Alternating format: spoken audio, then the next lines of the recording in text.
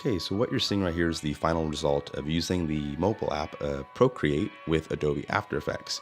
In this video, I'm going to do a quick time lapse of how I use Procreate, and I'll briefly talk about what I did in After Effects to achieve this art.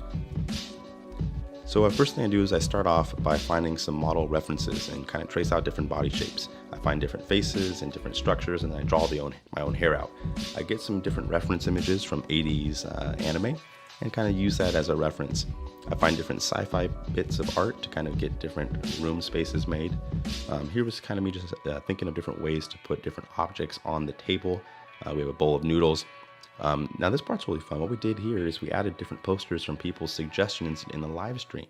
And so these are all the kind of placeholders during the live stream that I was going to put, because shortly after this, and here's our projection screen. Initially it's going to be a much larger display.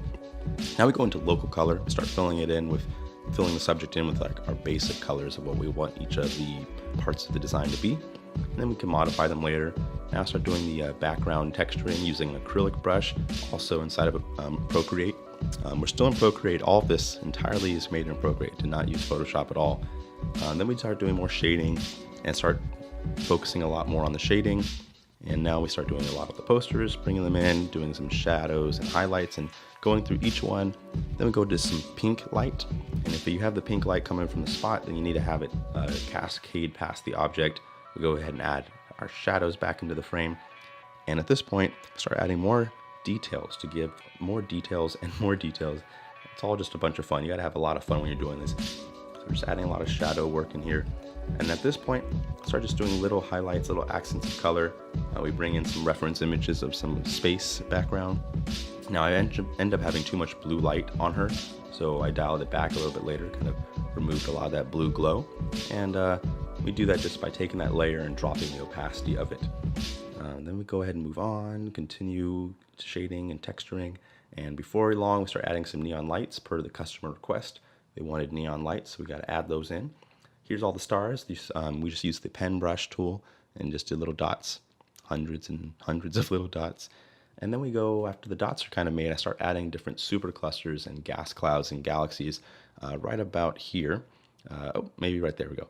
So add a little bit of clouds. Then we take an eraser brush with a pretty textured bit and go back over that cloud and erase parts of it.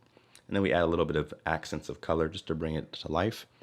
And then added the ramen bowl and a cup of tea or coffee.